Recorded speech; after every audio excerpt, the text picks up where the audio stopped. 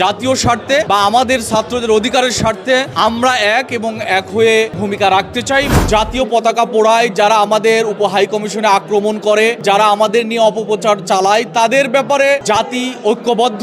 আমাদের প্রতিবাদ দেওয়া উচিত, যে প্রতিবাদের ভাষা হবে সুন্দর, যে প্রতিবাদের ভাষা থাকবে সাম্যের, ভালোবাসার। আজকের আমাদের এই কর্মসূচি জুলাই বিপ্লবের একটা প্রতিচ্ছবি আমি মনে করি, যে বিপ্লব নিয়ে বিভিন্ন সময় ষড়যন্ত্র করা হচ্ছে এবং আমাদের স্বাধীনতা সার্বভৌমত্ব নিয়ে ষড়যন্ত্র করা হচ্ছে এবং বিভেদের একটা দেওয়াল তুলে দেওয়ার ষড়যন্ত্র চলছে। ৩৬শে জুলাই বলে যে ফ্রেমে বন্দি এই অভ্যুত্থানের যে পরের যে দৃশ্যগুলা, এগুলা নিয়ে আসার মাধ্যমে আমরা সেই মেসেজটাই দিতে চাই যে বৃহত্তর যে কোনো স্বার্থে বা জাতীয় স্বার্থে বা আমাদের ছাত্রদের অধিকারের স্বার্থে আমরা এক এবং এক হয়ে ভূমিকা রাখতে চাই। মূলত এই মেসেজটা দেয়া এবং জাতিকে আমরা আমাদের এই প্রোগ্রামের মাধ্যমে ঐক্যবদ্ধ থাকার আরেকটি মেসেজ দিতে চাই। নুরতাজে অর্ডার করে জিতে নিন গাড়ি, বাইক, আইফোন সহ কোটি টাকার পুরস্কার। অর্ডার করতে ভিজিট করুন nurtaj.com।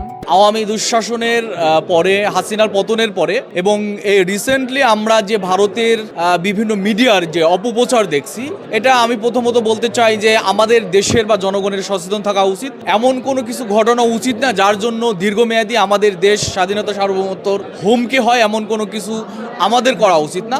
দ্বিতীয়ত হলো যে যারা এ ধরনের গুজব ছড়ায় তাদের ব্যাপারে ঐক্যবদ্ধভাবে আমাদের প্রতিবাদ দেওয়া উচিত, যে প্রতিবাদের ভাষা হবে সুন্দর, যে প্রতিবাদের ভাষা থাকবে সাম্যের, ভালোবাসার। এরকম প্রতিবাদী ভাষা হওয়া উচিত।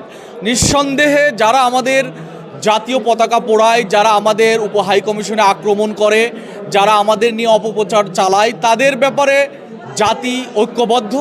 আমাদের সেই ঐক্যবদ্ধটা যদি নষ্ট না হয়, আমরা যদি ঐক্যবদ্ধ থাকি, তাহলে এই ধরনের অপপ্রচার কোনো কিছুই আমাদের ক্ষতি করতে পারবে না বলে আমি মনে করি। বাংলাদেশের গণমাধ্যম, ভারতের অপপ্রচার, মিডিয়াগুলোর যে অপপ্রচার, সে ব্যাপারে যদি বলি, তারা যেভাবে অপপ্রচার চালাচ্ছে তার তুলনায় আমাদের দেশ থেকে আমাদের দেশীয় মিডিয়া বা বিভিন্ন সোশ্যাল মিডিয়া ব্যতীত আমরা মেইন স্ট্রিম মিডিয়ার খুব একটা আমরা দেখি নাই যেমনটা হওয়া উচিত ছিল।